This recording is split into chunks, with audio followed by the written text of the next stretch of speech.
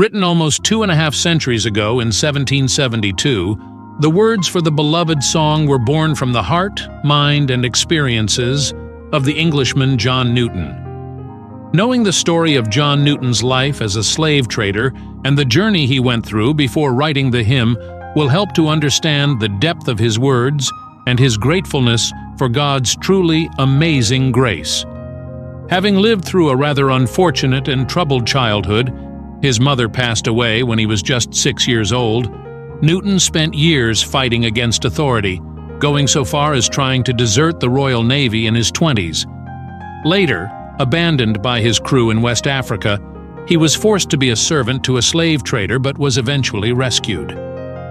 On the return journey to England, a violent storm hit and almost sank the ship, prompting Newton to begin his spiritual conversion as he cried out to God to save them from the storm.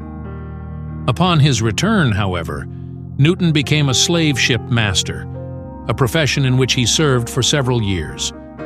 Bringing slaves from Africa to England over multiple trips, he admitted to sometimes treating the slaves abhorrently. In 1754, after becoming violently ill on a sea journey, Newton abandoned his life as a slave trader, the slave trade, and seafaring altogether, wholeheartedly devoting his life to God's service.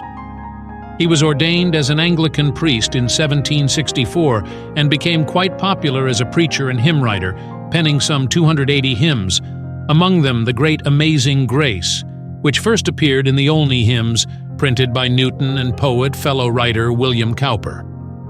It was later set to the popular tune New Britain in 1835 by William Walker.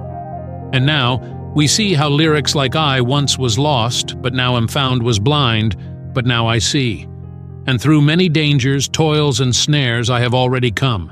'Tis grace hath brought me safe thus far, and grace will lead me home.